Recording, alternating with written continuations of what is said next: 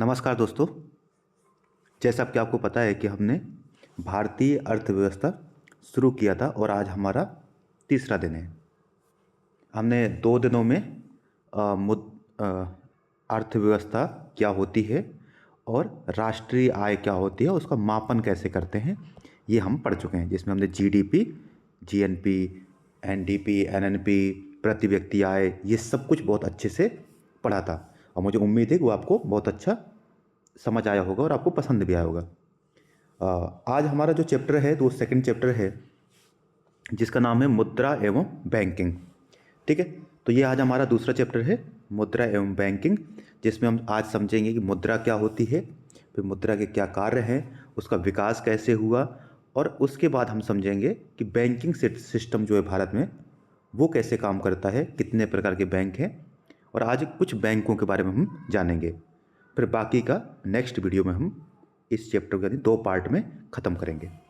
ठीक है, तो आइए समझते हैं दोस्तों। हम सर्वप्रथम समझते हैं कि मुद्रा क्या होती है। देखिए, थोड़ा समझते हैं। जब मानव का विकास हुआ यानी मनुष्य का विकास हुआ और मनुष्य ने थोड़ा आर्थिक क्रिया करना शुरू किया, कृषि कार्य जैसे बाकी चीज़ें, तो एक सिस्टम शुरू हुआ जिसको कहते थे वस्तु विनिमय सिस्टम। ठीक है, क्योंकि उस समय मुद्रा या कोई करेंसी तो होती नहीं थी, तो एक सिस्टम होता था वस्तु विनिमय पद्धति या वस्तु विनिमय सिस्टम। ये क्या होता था, माना कि मेरे पास वस्तु ए है। ठीक, माना कि मेरे पास वस्तु ए है और एक मुझे बी वस्तु चाहिए। मेरे पास वस्तु ए है परंतु मुझे बी की ज़रूरत है, तो मैं एक ऐसे व्यक्ति के पास जाऊंगा जिसके पास वस्तु बी हो और उसे वस्तु ए की ज़रूरत भी हो, ताकि मैं उसको वस्तु ए दे करके उससे बी वस्तु प्राप्त कर सकूं। अर्थात इसमें होता क्या है कि वस्तु विनिमय सिस्टम ये होता है कि एक व्यक्ति के पास ए वस्तु है, दूसरे के पास बी व्यक्ति है, जो व्यक्ति दूसरा व्यक्ति है उसके पास बी वस्तु है, वो क्या करेंगे, आपस में एक दूसरे से वस्तुओं को आदान प्रदान करेंगे। इसी सिस्टम को कहते थे वस्तु विनिमय सिस्टम। ये आज भी आप देखेंगे गांव क्षेत्रों में कहीं कहीं इसको आपस में अपनाते हैं, क्योंकि ये सिस्टम तब था जब मनुष्य को ज़्यादा धन कमाना या फ़ायदा कमाना, प्रॉफिट कमाने जैसी विचारधारा नहीं थी। एक दूसरे की ज़रूरतें पूरा करना मुख्य उद्देश्य हुआ करता था। इस वजह से वो वस्तुओं को एक दूसरे से आदान प्रदान करते रहते हैं। ठीक है, कि किसी खेत में गेहूँ पैदा हुआ है, ठीक है, और दूसरे खेत में चना पैदा हुआ है, तो वो क्या करता था कि अपना गेहूँ दे दिया, मतलब ये गेहूँ पैदा हुआ है एक के खेत में और दूसरे के चना पैदा हुआ, तो क्या करता, अपना गेहूँ इसको दे देता था और इससे उतनी ही मात्रा में चना प्राप्त करता था। हो गया आदान प्रदान, वस्तु विनिमय सिस्टम, क्योंकि यहाँ पे प्रॉफिट कमाने जैसी विचारधारा का जन्म नहीं हुआ था। परंतु जैसे जैसे मानव का आधुनिक मानव का विकास हुआ और ज़्यादा, और धीरे धीरे जो विचारधारा थी वो आ गई मुनाफा कमाने की, प्रॉफिट कमाने की। तो अब सपोज कि मैं कहूँ चना का दाम बहुत ज़्यादा है और गेहूं का दाम बहुत कम है, तो इसको आदान प्रदान करने में समस्या होती थी। दूसरी समस्या यह होती थी कि मुझे एक ऐसे व्यक्ति की ज़रूरत होती थी जिसके पास वो वस्तु हो जो मुझे ज़रूरत है। यानी एक ऐसे व्यक्ति की ज़रूरत चाहिए मुझे, मेरे पास ए वस्तु है, अब मुझे बी की ज़रूरत है, तो मुझे एक ऐसे व्यक्ति को ढूंढना पड़ेगा जिसके पास बी वस्तु हो और साथ ही साथ उसे ए वस्तु की ज़रूरत भी हो, क्योंकि तभी मुझसे एक्सचेंज करेगा। अगर सपोज उसको ए वस्तु की ज़रूरत ही नहीं है तो वो मुझे बी वस्तु देगा ही नहीं। तो इस वजह से बहुत सारी समस्याएं पैदा होती थी। तो एक नए चीज़ का जन्म हुआ, वो थी मुद्रा। मुद्रा यानी कि एक मध्यवर्ती वस्तु, कि एक मध्यस्थ चीज़ होगी, एक ऐसी वस्तु जो मध्यस्थता का काम करेगी। अर्थात मैं क्या करूँगा, मैं अपनी ए वस्तु जो है किसी ज़रूरतमंद को बेचूंगा। ठीक है, जिसको ज़रूरत होगी मैं अपनी ए वस्तु उसको बेच दूंगा। फिर क्या करेगा, अब वो मुझे क्या करेगा, एक करेंसी दे देगा, नोट दे देगा, मुद्रा दे देगा कुछ। ठीक है, नोट या मुद्रा जो भी है वो दे देगा। मैं इस मुद्रा का उपयोग करूँगा, इस मुद्रा को जा कर के बी को दे दूंगा और बी से वो वस्तु प्राप्त करूँगा, बी वस्तु। ठीक है, क्या हुआ, मेरे पास मुद्रा, मेरे पास वस्तु ए थी, मैंने एक ऐसे व्यक्ति को वस्तु ए दे दी जिसको उसकी ज़रूरत थी और उसने मुझे मुद्रा दे दी। अब मैं इस मुद्रा को जाकर एक ऐसे व्यक्ति को दूंगा जिसके पास बी वस्तु होगी और वह मुझे बी वस्तु दे देगा। फिर उस व्यक्ति को जो भी कुछ खरीदना होगा वह उस मुद्रा को आगे जा कर के विनिमय करता रहेगा। तो वस्तु विनिमय की जगह एक मुद्रा आ गई बीच में, जो दोनों वस्तुओं के बीच में काम करती थी। ठीक है, तो इसे हमने कह दिया मुद्रा। अगर हम थोड़ा मुद्रा का इतिहास जानें तो आपको पता है कि अगर भारतीय संदर्भ में देखें तो मुद्रा का उपयोग हमें, अच्छा, कुछ व्यक्ति कहते हैं कि मानते हैं ऐसा कि हड़प्पा सभ्यता में जो मोहरें थी वो एक मुद्रा कार्य करती थी, परंतु इससे बहुत सारे विद्वान सहमत नहीं हैं। वो मानते हैं कि हड़प्पा सभ्यता में जो मोहरें थी उनका वस्तु विनिमय में उपयोग नहीं होता था। ठीक है, तो अगर हम वास्तव में देखें कि वस्तु को जो विनिमय, मुद्रा का जो, मुद्रा के बारे में वास्तव में देखेंगे शुरुआत कब से मानी जाती है, तो इसको मानते हैं मौर्य साम्राज्य से। ठीक है, मौर्य अंपायर के समय, मौर्य साम्राज्य के समय आपको पता होगा कि पंचमार्क सिक्के होते थे। पंचमार्क कॉइन की या पंचमार्क सिक्के थे, इनको आहत सिक्के भी कहते थे। ठीक है, आहत सिक्के। ठीक है, इसके बाद आप जानते हैं कि भारत में कुछ शासक आते हैं, यवन आते हैं, शक आते हैं, कुषाण आते हैं, और फिर ये भारत में सिक्के जारी करते हैं। ठीक है, कहते हैं कि जो कुषाण थे उन्होंने सर्वाधिक सोने के सिक्के जारी किए। वैसे सर्वप्रथम सिक्के जारी करने, सोने के सिक्के जारी किए यवन ने, परंतु सर्वाधिक मात्रा में शुद्ध सोने के सिक्के जारी किए कुषाणों ने, जिस पर एक तरफ मूर्ति बनी होती थी, और इस तरीके के सिक्के जारी किए। फिर गुप्त पीरियड आया, और गुप्ता पीरियड में भी सोने चांदी के सिक्के जारी किए थे, जिनको सोने के सिक्के को दीनार कहते थे और चांदी के सिक्के को रुपया कहते थे। ठीक है, रुपये का या रुपया कहते थे। इस तरीके से फिर आपको जानते हैं कि बाकी सिक्कों का इस तरीके से, तो ये जो सारे सिक्के होते थे ये होते थे मुद्रा, धातु के सिक्के। ये कौन से थे? धातु के सिक्के हुआ करते थे।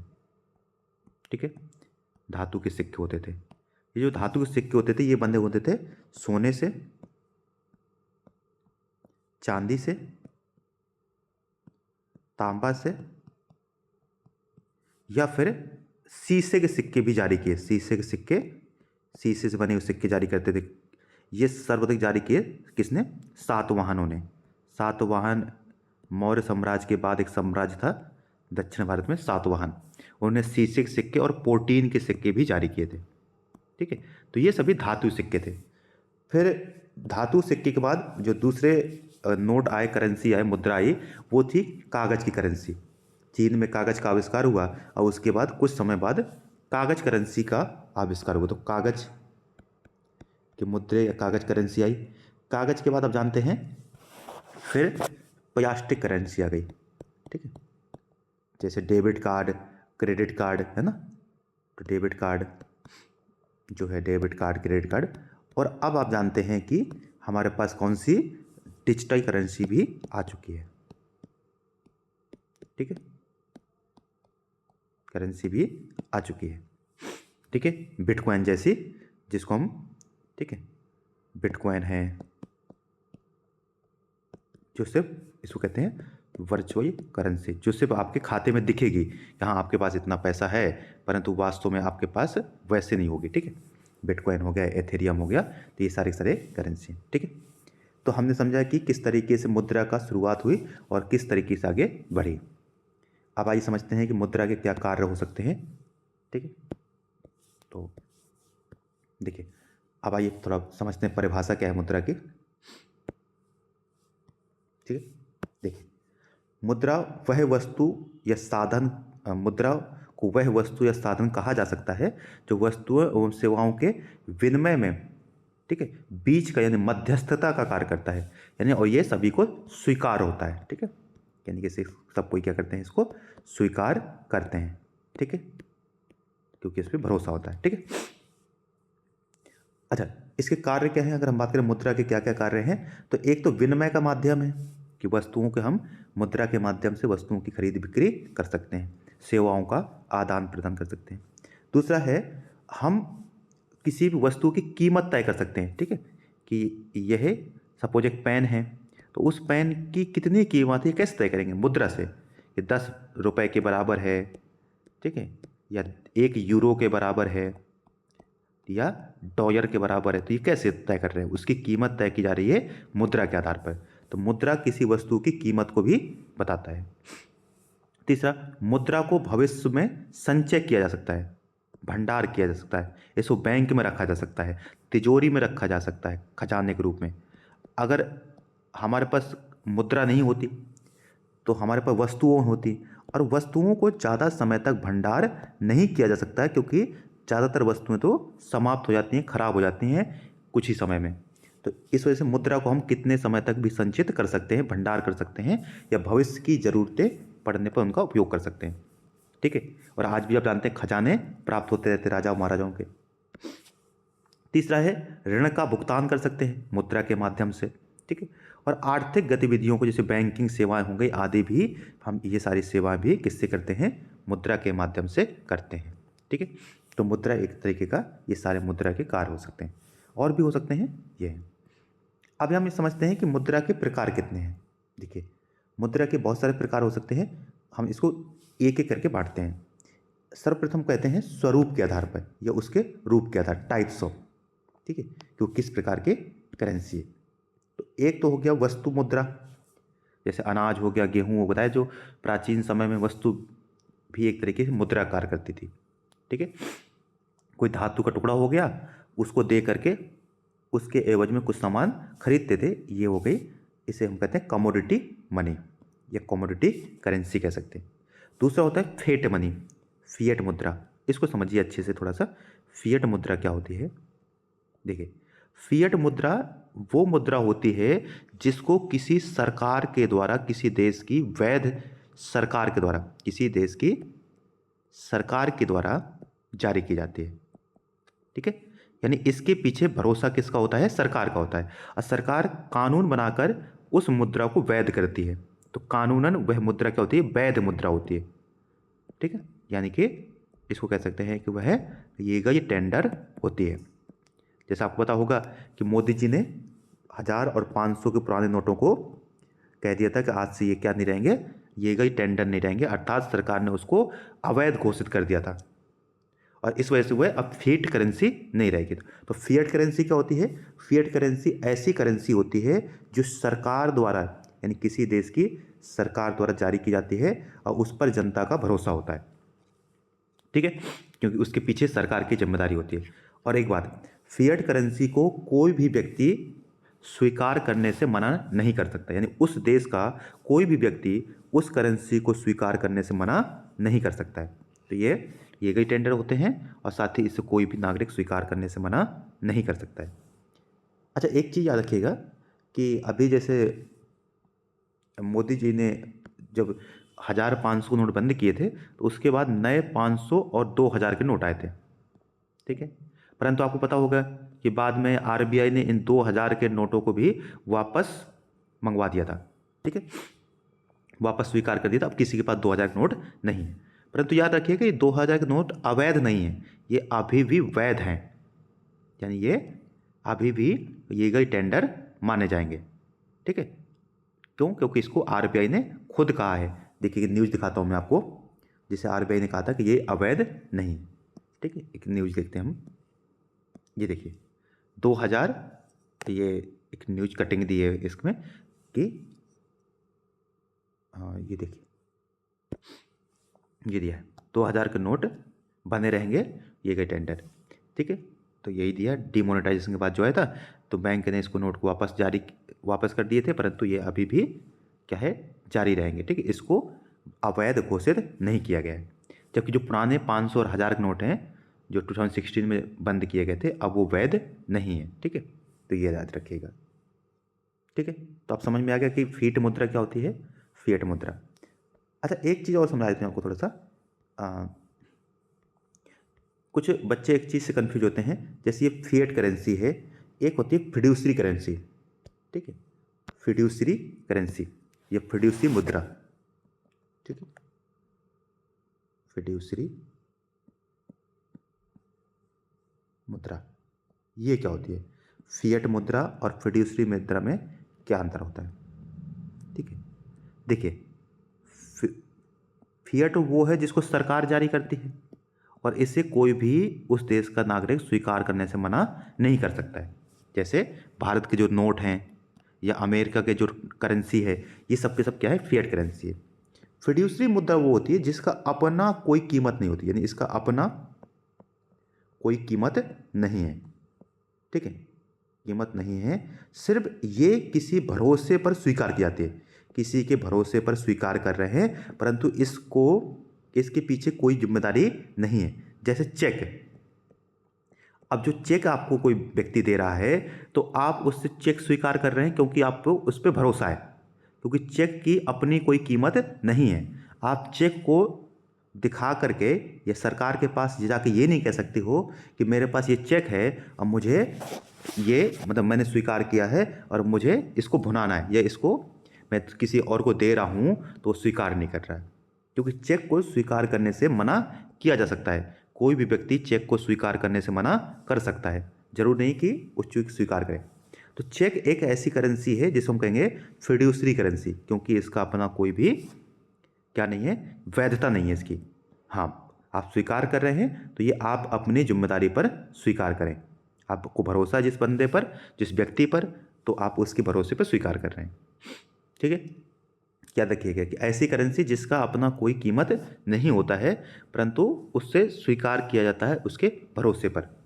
चेक हो गया, डिमांड ड्राफ्ट हो गए, ये सब के सब क्या हैं, एक तरीके से फिड्यूसरी करेंसी है।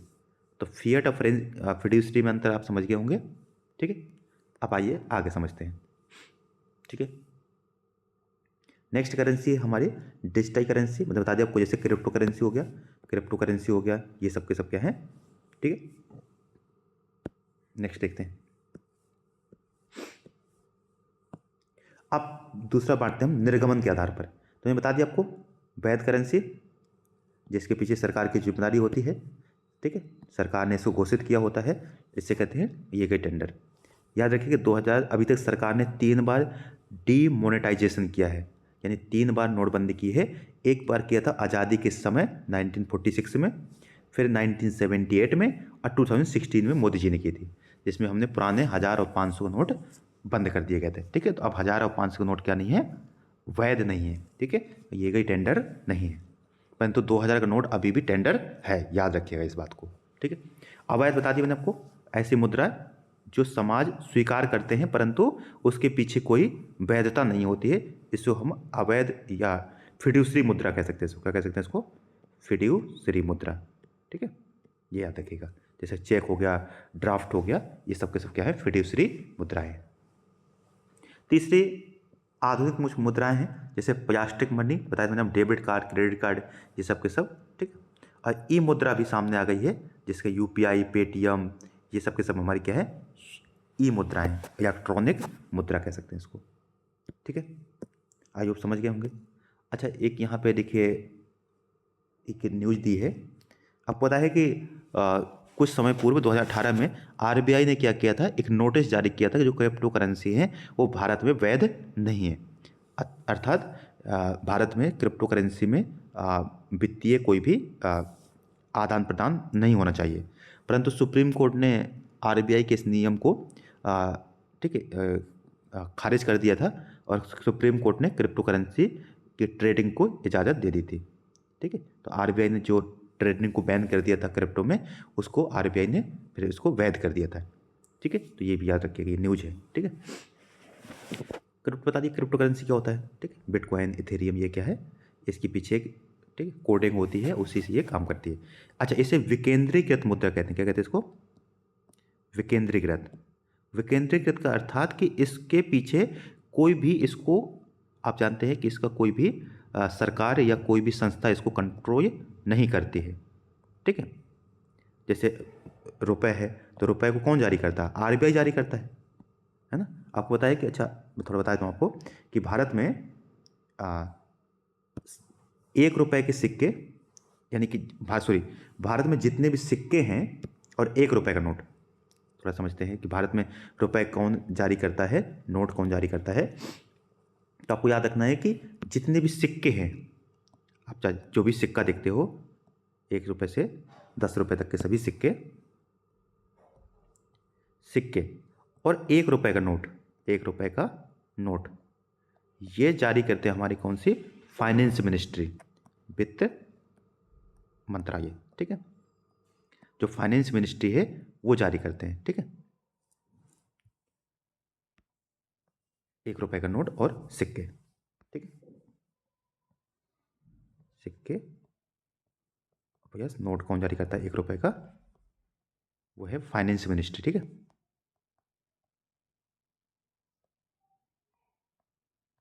और बाकी जितने भी नोट हैं 1 रुपये से सब बड़े नोट, उसको जारी जारी करता है हमारा कौन, RBI, reserve bank of India. तो ये बात आप याद रखिएगा कि सिक्के और 1 रुपये का नोट फाइनेंस मिनिस्ट्री, जिसमें वित्त सचिव के एक सिग्नेचर होते हैं, किसके सिग्नेचर होते हैं उसमें, वित्त सचिव के।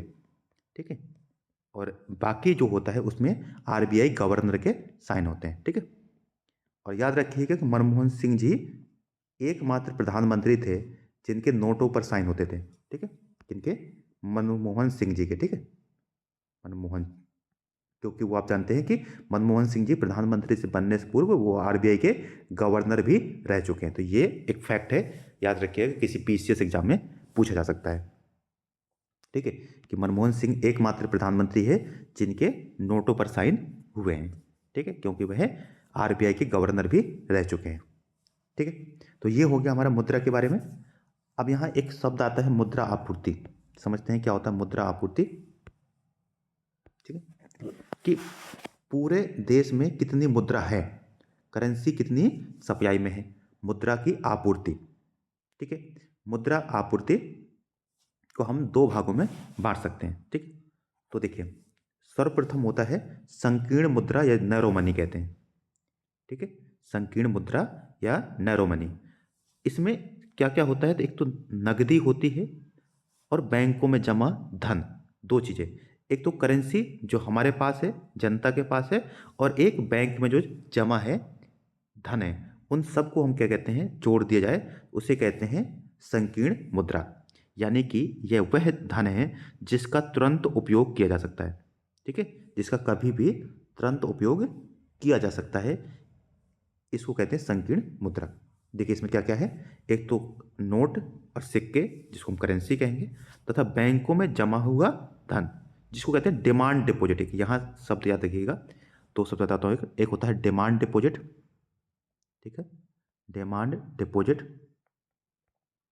ठीक है, और एक होता है fixed deposit, fixed fixed deposit. ठीक है, डिपॉजिट, ये क्या होता है, डिमांड वो होता है जैसे आपका खाता होता है, ठीक है, जिसमें से आप कभी भी पैसा जमा करके और कभी भी जब आपको ज़रूरत होती है आप उसको क्या कर सकते हैं, वो कर सकते हैं, मांग सकते हैं बैंक से, मुझे पैसों की ज़रूरत होती है, उसे हम कहते हैं डिमांड डिपॉजिट। जैसे सेविंग खाता जो होता है आपका, सेविंग खाता जो होता है उसमें जो जमा होता है हमारी सेविंग में, वो क्या होती है, डिमांड डिपॉजिट होती है। या करंट अकाउंट जो होता है वो सबके सब क्या है, डिमांड डिपॉजिट है, कभी भी मांगा जा सकता है। दूसरा होता है FD, जिसको आपने सुना ना, FD करवा दिए। ये FD होता है कि हमने बैंक को कहा है कि भैया 10 वर्षों तक या 15 वर्षों तक हमारा रुपए आपके पास जमा रहेगा और 10 वर्षों बाद हम आएंगे तो हमें हमारा ब्याज सहित वापस कर देना, उसको कहते हैं FD। ठीक है, तो जो हमारी संकीर्ण मुद्रा है, ठीक है, इसमें क्या होता है, इसमें सिर्फ और सिर्फ डिमांड डिपॉजिट को ही ऐड किया जाता है, क्योंकि डिमांड डिपॉजिट हम कभी भी बैंक से मांग सकते हैं। यानी एक ऐसी आ, वो धन जिसका हम कभी भी उपयोग कर सकते हैं, तो जो हमारे पास है उसका तो कर ही सकते हैं कभी भी उपयोग, और जो बैंक में डिमांड डिपॉजिट है उसको भी हम कभी भी उपयोग कर सकते हैं। और कुछ होती हैं अदर डिपॉजिट, अदर मैंने जो RBI के पास रखी जाते हैं। अदर डिपॉजिट में जैसे RBI गवर्नर है तो उन सबके खाते होते हैं RBI में, उसको भी हम ऐड करते हैं इसमें। ठीक है, दूसरी आती है ब्रॉड मनी। ब्रॉड मनी क्या होती है, ठीक है, समझते हैं आगे इसको। जो हमारी नैरो मनी थी, यानी कि हमारी कौन सी, जो अभी पढ़ते थे ऊपर, संकीर्ण मुद्रा थी, अगर उसमें हम फिक्स्ड डिपॉजिट यानी FD को भी जोड़ दिया जाए, ठीक है, किसको, FD को भी उसमें अगर ऐड कर दें तो उसे हम क्या कहेंगे, ब्रॉड मनी यानी कि व्यापक मुद्रा कहते हैं। ठीक है, फिक्स्ड डिपॉजिट को भी इसमें ऐड कर दें।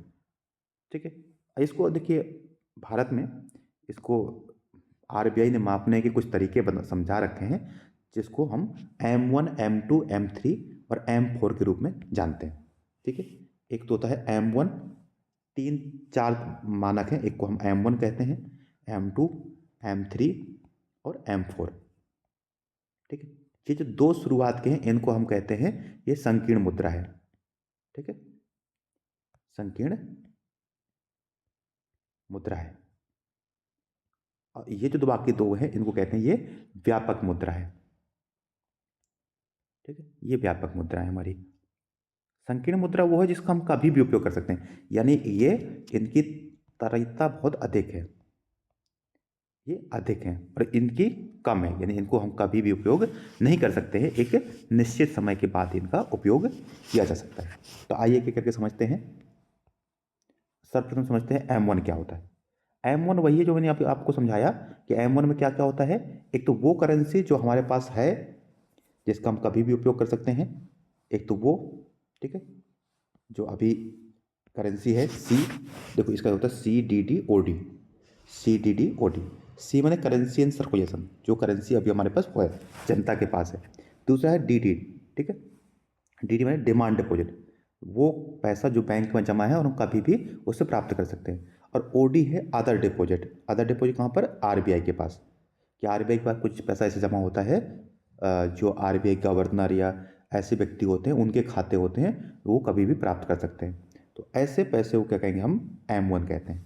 ठीक है, ठीक है, तो याद रखना इसके मुद्रा तरलता का मापन होता है।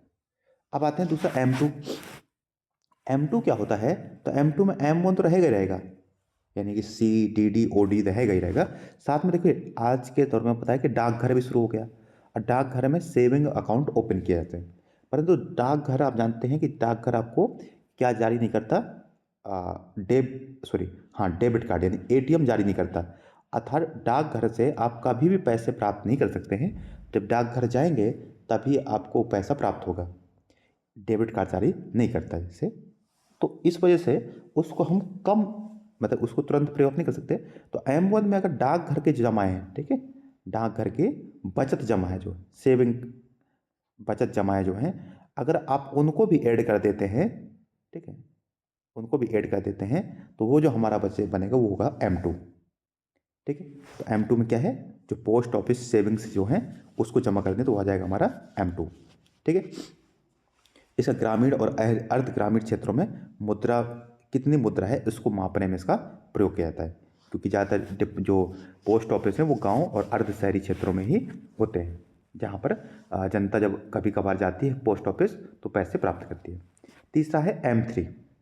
ठीक है, M3 क्या है? तो देखिए इसको व्यापक मुद्रा कहते हैं और इसका RBI भी सबसे ज़्यादा उपयोग करती है मुद्रा की गणना करते समय, कि इस समय मार्केट में कितना पैसा है। देखिए इसमें M1 तो रहेगा रहेगा, ठीक है, और इसमें क्या जेड जोड़ दीजिए, इसमें जो FD जाता है, फिक्स डिपॉजिट। अच्छा याद रखिए इसमें जो पोस्ट ऑफिस सेविंग है उसको ऐड नहीं करना है, सिर्फ M1 यानी कि C, फिर DD demand deposit, FD fix deposit, अब प्लस अदर डिपॉजिट जो कहाँ है? RBI के पास। इन सब को जोड़ दीजिए तो यह आ जाएगा हमारा M3। समझ में आ गया क्या है M3 क्या है? M3 है M1 अर्थात CC DD FD OD, currency in circulation, जनता के पास पैसा, डिमांड डिपॉजिट जिसको जनता कभी भी मांग सकती है, और अदर डिपॉजिट जो RBI के पास जमा है, और FD वो है जो फिक्स डिपॉजिट है, या इसको हम टाइम डिपॉजिट भी कह सकते हैं। ठीक है, तो आप जानते हैं कि देखिए थोड़ा सा इसकी वो कम हो गई नहीं हो गई, यानी इसको हम तुरंत प्राप्त नहीं कर सकते हैं, थोड़ा इसमें समय वो हो सकता है। इसकी क्या है? तरलता जो है इसके, लिक्विडिटी जो है इसकी कम है थोड़ा सा, इस वजह से इसको व्यापक मुद्रा कहते हैं, इसमें क्योंकि ज़्यादा चीज़ें ऐड की गई हैं। और आखिरी बचता हमारा M4। ठीक है, तो M4 क्या होता है अगर इसको थोड़ा समझें, तो M4 में M3 रहेगा। अच्छा M3 में सब कुछ आ गया, एक चीज़ छूट गई जो नहीं आई थी M3 में, वो था पोस्ट ऑफिस की डिपॉजिट जो है। ठीक है, तो अगर पोस्ट ऑफिस में जितना भी धन जमा है उसको भी जोड़ दें, M3 में बाकी सारी चीज़ जुड़ी थी, सिर्फ यही चीज़ छूट गई थी, तो अगर M3 में ये सारी चीज़ जोड़ दें, बाकी सारा धन जोड़ दें, तो हो जाएगा हमारा M4। तो क्या जोड़ना है? पोस्ट ऑफिस का जितना भी धन जमा है, जितना भी धन जमा है उस सभी धन को जोड़ दें तो उससे क्या आ जाएगा M4। किसमें जोड़ दें? M3 में। ठीक है, तो अगर बात करें कि ये दोनों व्यापक हो गए, M3 और M4 क्या है? व्यापक मुद्राएं हैं, इनको हम व्यापक कहेंगे, और इनकी तरलता क्या है? कम है। ठीक है, क्योंकि इनको तुरंत प्राप्त नहीं कर सकते, ये कम है। और M1 M2 जो है हमारे, वो हमारे संकीर्ण मुद्रा है, और क्योंकि इसमें कम चीज़ें ऐड की गई हैं और इसकी तरलता क्या है? अधिक है। ठीक, ये बातें आप अच्छे से इसको दिमाग में बिठा कर रखिएगा, यहाँ से प्रश्न जरूर पूछा जाता है। ठीक, देखिए वही यहाँ दे रखा है तो आप देख सकते हैं। ठीक है, और अभी RBI ज़्यादातर किसका उपयोग करती है? तो M3 का उपयोग सबसे ज़्यादा किया जाता है। ठीक है, ये देखिए ये सबसे अधिक उपयोग में आने वाला मापक है M3। ठीक है, अच्छा एक वर्ड है यहाँ पे हाई पावर्ड मनी। ठीक है, उच्च शक्ति मुद्रा। ठीक है, समझते जरा क्या होता है ये। कह रहे कि जैसे RBI जो है ना, कहते हैं कि देश के जो मौद्रिक प्राधिकरण RBI है, उसकी जो देता है, यानी वो RBI ने कहता है ना कि मैं धारक को इतने रुपए देने का वचन देता हूँ, ये कहता है। तो जब RBI ऐसा करता है तो RBI क्या करता है, उसके पीछे न पीछे कोई ना कोई जिम्मेदारी होती है RBI की। ठीक है, तो जिसके पीछे आधार है, जिसके पीछे RBI की जिम्मेदारी है, उसे कहते हैं उच्च शक्ति मुद्रा। ठीक है, तो RBI की कोई देयता के मौद्रिक आधार या उच्च शक्ति प्राप्त मुद्रा कहा जाता है। उच्च शक्ति प्राप्त मुद्रा का आशय होता है उस मुद्रा से जो लोगों के पास करेंसी है, बैंकों के पास जो कोष रिजर्व दिया है, और भारतीय रिजर्व बैंक के पास जो जमा है, इन सभी को क्या कहेंगे हम? उच्च शक्ति मुद्रा कहेंगे, क्योंकि इसके पीछे RBI की जिम्मेदारी है। ये वो मुद्रा है जिसको RBI ने जारी किया है। ठीक है, तो देखना, भारतीय रिजर्व बैंक और भारत सरकार द्वारा जारी की जाती है। तो उच्च शक्ति मुद्रा कौन सी होगी? वो मुद्रा जिसको भारत सरकार या RBI द्वारा जारी की गई है। ठीक है, ठीक, तो ये हो गया हमारा मुद्रा के बारे में सारी कहानी। अब आइए हम समझते हैं थोड़ा सा बैंकिंग सिस्टम के बारे में।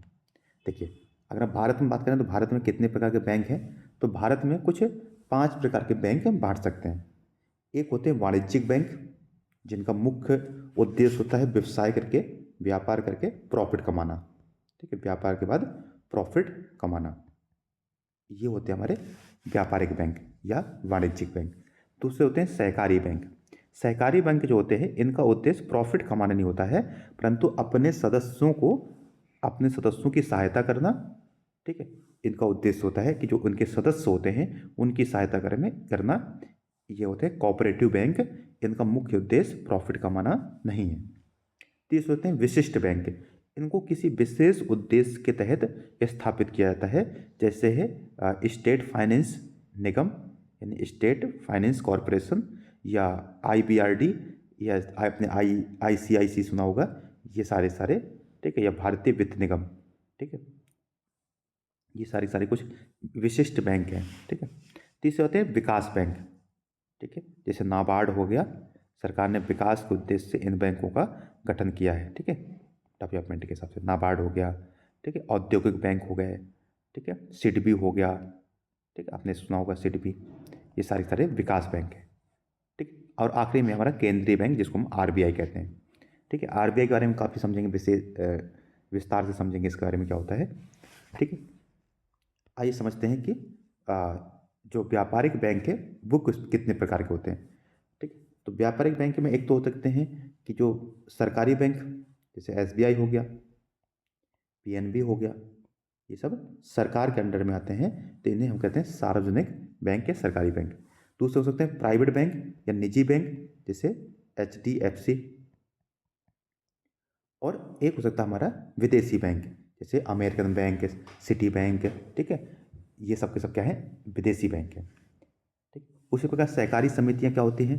प्राथमिक सहकारी समितियां, केंद्रीय सहकारी समितियां और राज्य सहकारी समितियां, ये 3 प्रकार की होती हैं। समझेंगे आगे आकर के। ठीक है, सभी के बारे में विशेष समझेंगे।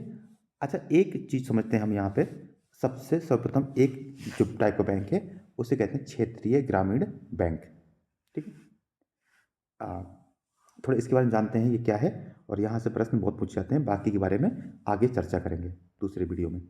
देखिए, जो क्षेत्रीय ग्रामीण बैंक है हमारा, इसकी स्थापना एक कमेटी बनाई जाती है, नरसिम्हम कमेटी। ठीक है, एक कमेटी बनाई जाती है जिसका नाम है नरसिम्हम कमेटी।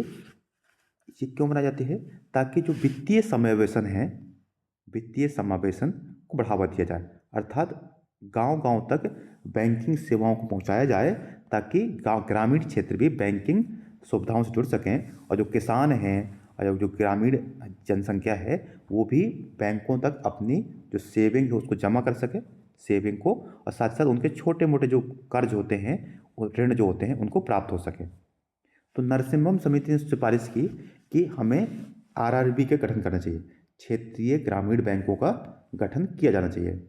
सरकार ने इस बात को स्वीकारा और आरआरबी अधिनियम 1976 को पारित किया, और इसी के तहत दो, ठीक है, अच्छा ये अधिनियम बाद में आया देखिए, लेकिन इससे 2 अक्टूबर 1975 को गांधी जयंती के समय क्या किया गया, यूपी का जो मुरादाबाद है, उत्तर प्रदेश का मुरादाबाद, वहाँ पर प्रथम ग्रामीण बैंक, जिसका नाम था प्रथमा बैंक नाम था, इसकी स्थापना की गई। तो ये याद रखिए, किसी पीसीएस में पूछा जा सकता है कि प्रथम ग्रामीण बैंक की स्थापना कहाँ हुई थी? उत्तर प्रदेश के मुरादाबाद में। कब हुई थी? 2 अक्टूबर 1975। परंतु बाद में फिर मैंने कहा कि जैसे ही सरकार ने कानून पास किया, उसके बाद बहुत सारे ग्रामीण बैंकों की स्थापना की गई। अच्छा, ग्रामीण बैंक की स्थापना करने में याद रखिएगा होता क्या है कि इसमें 3 भागीदार होते हैं, ठीक है, 3 भागीदार होते हैं। कौन कौन होते हैं 3 भागीदार? एक तो होता है वह राज्य जहाँ पर स्थापित कर रहे हैं, तो वो राज्य, जिस राज्य में ग्रामीण बैंक की स्थापना हो रही है। दूसरा होता है केंद्र सरकार, और तीसरा है प्रस्तावक बैंक। कौन? प्रस्तावक बैंक। देखिए, जो बड़े सरकारी बैंक है ना, वो उस बैंक को सपोर्ट प्रोवाइड करते हैं या प्रस्तावित करते हैं, ठीक है, प्रस्तावित करते हैं, जैसे एसबीआई हो गया। तो इसमें जो राज्य की हिस्सेदारी होती है वो महज 15% होती है। ये राज्य सहायता देगा 15%, केंद्र सहायता देगा 50%, ठीक, और जो बचा हुआ 35% है ये देगा प्रस्तावक बैंक। तो तीनों बैंक इतनी, तीनों संस्थाएं, तीनों ऑर्गन इतनी इतनी हिस्सेदारी करते हैं। राज्य 15%, केंद्र 50% और प्रस्तावक बैंक 35% की हिस्सेदारी के साथ एक ग्रामीण बैंक की स्थापना करते हैं, ठीक है। इन बैंकों की स्थापना गांव क्षेत्र में होती है, ठीक है, और इनका मुख्य उद्देश्य बता दिया मैंने आपको कि ग्रामीण अर्थव्यवस्था को सशक्त करना, वित्तीय समावेशन को बढ़ावा देना, ठीक है, वित्तीय समावेशन को बढ़ावा देना, छोटे जो कारीगर हैं, किसान हैं, ठीक, छोटे उद्यमियों हैं, उनकी वित्तीय सहायता करना, और साथ ही साथ वित्तीय जो ग्रामीण बचत है उसको वो करना, ठीक, ग्रामीण क्षेत्र में बचत को बढ़ावा देना। और आप जानते हैं कि जो स्वयं सहायता समूह होते हैं, स्वयं सहायता समूहों को भी ये बढ़ावा देने में सहायता करते हैं ग्रामीण बैंक, ठीक है। परंतु आपको बता दूं कि ग्रामीण बैंकों की स्थिति अब थोड़ा ख़राब हो गई है। इनके पास एनपीए की समस्या बहुत ज़्यादा है। आगे समझेंगे क्या होता है एनपीए। तो वही मैंने यहाँ दिया है, इनका उद्देश्य क्या है, वही सारी बातें बता दिया कि रोजगार, ठीक है, ग्रामीणों में बचत को बढ़ावा देना, जमा, ठीक है, भूमिहीन मजदूरों को इनको वित्तीय सहायता करना, ठीक है, जैसे ऋण सुविधाएँ हो गई, ठीक है, एसएचजी स्वयं स्वयं सहायता समूह हो गया।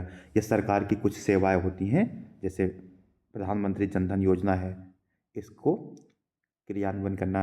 ये जो सरकार डीबीटी के माध्यम से, डायरेक्ट बेनिफिट ट्रांसफ़र के माध्यम से जो भी वित्तीय सुविधाएं प्रदान करती है वो इन्हीं बैंक खातों में आती है, ठीक है। मुद्रा योजना हो गया, किसान क्रेडिट कार्ड योजना हो गया, ये सारी योजनाएं इसी के आधार पर, ठीक है। परंतु मैंने बताया कि जो आरआरबी थी इनको बहुत तेज़ी से गठन किया गया, परंतु इनमें एनपीए की समस्या बहुत ज़्यादा आई और ये बैंक जो थे वो घाटे में पहुंच गए। तो फिर इसमें सुधार के तहत 1991 में नरसिम्हम समिति 2 का गठन किया गया, ठीक। 1 के तहत तो इनको क्या किया गया था, स्थापित किया गया था। फिर नरसिम्हम समिति 2 की स्थापना की गई, जिसने इन बैंकों को पुनर्गठित करने का सुझाव दिया, और ये सुझाव दिया कि जो आरआरबी घाटे में हैं उनको सरकार को बंद कर देना चाहिए, या फिर 2 या उससे ज़्यादा आरआरबी को मर्ज करके एक कर देना चाहिए। 2005 में सरकार ने संशोधन किया आरबीआई अधिनियम 1976 में, और ठीक है 2011 में क्या किया, कई सारे जो घाटे में ग्रामीण बैंक थे उनको मर्ज किया गया, ठीक है। तो ये हमने समझा कि किस तरीके से सुधार इसमें हुआ, ठीक है। अच्छा, इनको वित्तीय सहायता प्रदान करनी है आरआरबी को ताकि उनकी भूमिका को थोड़ा बढ़ाया गया, तो नाबार्ड की स्थापना की गई, राष्ट्रीय कृषि ग्रामीण बैंक। ठीक है, आरआरबी को वित्तीय सहायता और तकनीकी सहायता प्रदान करता है। अगर वर्तमान स्थिति की बात करें आरआरबी की, तो अभी इसकी वर्तमान में 43 क्षेत्रीय ग्रामीण बैंक के कार्य कर रही हैं 26 राज्य और 3 केंद्र शासित प्रदेशों में, और इनकी 21,000 से अधिक शाखाएं हैं पूरे देशों में, जो ग्रामीण और अर्ध शहरी क्षेत्रों में। तो बैंक कितने हैं? 43। उनकी शाखाएं कितनी हैं? 81,000। और इसमें जो प्रयोजक बैंक हैं, जो प्रस्तावक बैंक हैं, वह हैं प्रमुख एसबीआई, पीएनबी और बीओबी, बैंक ऑफ इंडिया। ठीक है, इनकी हिस्सेदारी कितनी है? 35%। आइए थोड़ा समझते हैं नाबार्ड के बारे में। तो देखिए, नाबार्ड की स्थापना जो हुई थी, इसका नाम क्या है? राष्ट्रीय कृषि ग्रामीण बैंक, ये याद रखिएगा। इसकी स्थापना हुई थी 12 जुलाई 1982 को। एक समिति बनाई गई थी, शिवरमन समिति, यहाँ कहीं दिया होगा तो नहीं दिया तो ये कीजिए, शिवरमन समिति की सिफारिश पर। ठीक है, शिवरमन समिति की सिफारिश पर इसके गठन किया गया था। ठीक है, शिवरमन समिति की सिफारिश पर आरआरबी का नाबार्ड का गठन किया गया था। ठीक है, इसे संसद ने कानून बनाकर 1981 में नाबार्ड अधिनियम 1981 के तहत 1982 में गठन किया। देखो ये दिया ना, शिवरमन समिति की सिफारिश पर। ठीक है, और जो आरबीआई है और कृषि जो एआरडीसी है, कृषि पुनर्वित्त विकास निगम, ये जो कार्य थे, ये दोनों का इसके अंडर में आ गए, नाबार्ड के अधीन इन कार्यों को दिया गया है। ठीक है, कर दिया गया है। इसका उद्देश्य क्या था? वही जो पता ही हमें कि कृषि और ग्रामीण विकास को बढ़ावा देना, बुनियादी ढांचे का विकास करना, आरआरबी को वित्तीय और तकनीकी सहायता प्रदान करना, स्वयं सहायता समूहों को वित्त पोषित करना और कमजोर और गरीब वर्गों का वित्तीय समावेशन को बढ़ावा देना। ठीक है, ये इसके प्रमुख कार्य थे। ठीक है,